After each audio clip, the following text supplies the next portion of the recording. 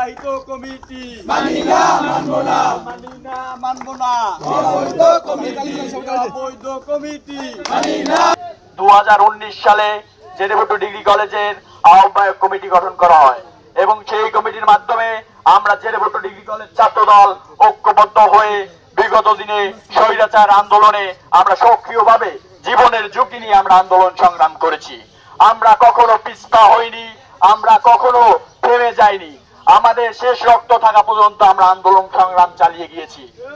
প্রিয় বন্ধুগণ, আপনারা জানেন যে আগামীকালকে আমাদের জেনেভুট্টু ডিগ্রি কলেজে নতুন কমিটি করা হয়েছে। সেই কমিটির সভাপতি করা হয়েছে একজন বিবাহিতকে। সে একজন অ্যাডিকটিভ এবং নেশাগ্রস্ত।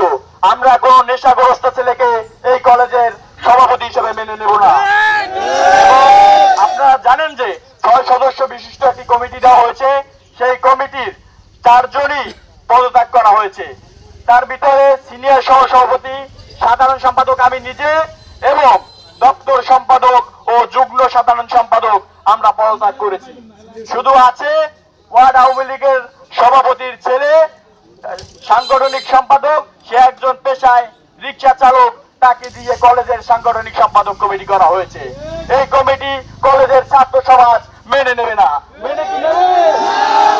কলেজ ছাত্র দল কখনোই মেনে নেবে না।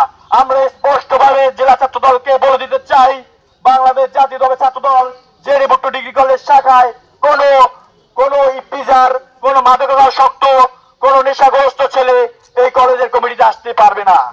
তাদের দিয়ে এই কলেজ পরিচালনা হবে না। আপনাদেরকে স্পষ্ট ভাষায় আমরা বলতে চাই এবং 24 ঘন্টার আলটিমেটাম দিতে চাই।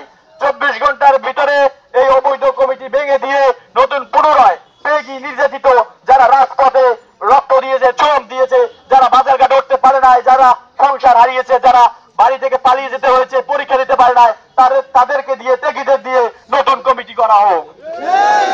আমরা 24 ঘন্টার ভিতরে নতুন পূর্ণাঙ্গ কমিটি না করলে আমরা আন্দোলন সংগ্রামের মাধ্যমে আরো আমরা যত দূর যাওয়া পর্যন্ত আমরা যাব।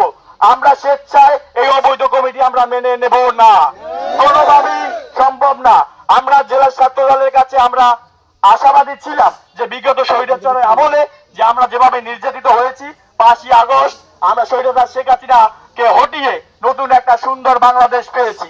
এই সুন্দর বাংলাদেশে আমরা চেয়েছিলাম যে আমরা নতুন একটা ভালো একটা কমিটি পাবো, যারা ত্যাগী, নির্যাতিত, যারা দলের নিবেদিত প্রাণ, তাদের দিয়ে কমিটি করা হবে। কিন্তু আপনারা দেখেছেন একটি পকেট কমিটি দেওয়া হয়েছে জেনেভুট্টু ডিগ্রি কলেজে।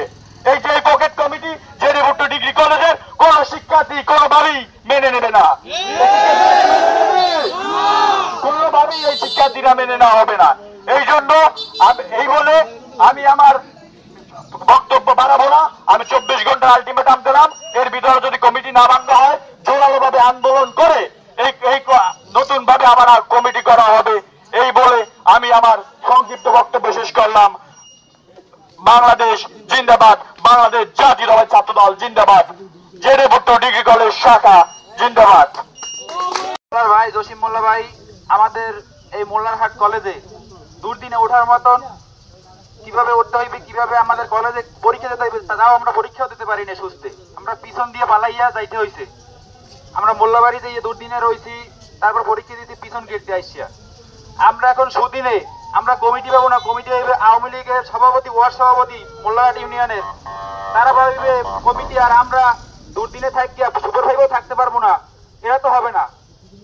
আর এই কলেজের প্রধান হইছে জুলফিকার আলী ভুট্টো সাহেব, তার ফ্যামিলিতে কেউ ভালো একটা অবস্থান থাকতে পারবে না, এটা আমরা কোনোদিনও মেনে নিতে পারবো না। আমরা রিমন মোল্লারে সবসময় সমর্থন দিছি। ওর দুর্দিনে অনেক ত্যাগ ছিল। ওর ভাই জসিম মোল্লা ভাই আমাদের বড় ভাই, তারও অনেক ত্যাগ ছিল। এই কারণে আমরা রিমন মোল্লারে সবসময় সবাই কলেজ ছাত্র দলের সকল নেতাকর্মী সবাই আমরা সবসময় সমর্থন দিছি। ও সভাপতি হিসাবে থাকুক।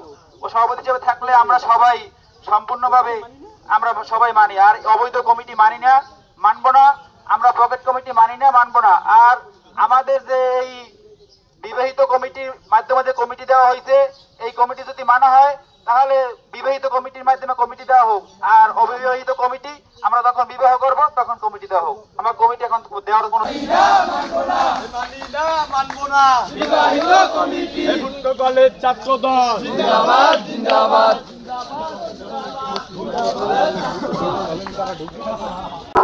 বিসমিল্লাহির রহমানির রহিম। আপনারা সকলে অবগত আছেন যে গতকাল যে ডেপুটি ছোট দলের একটি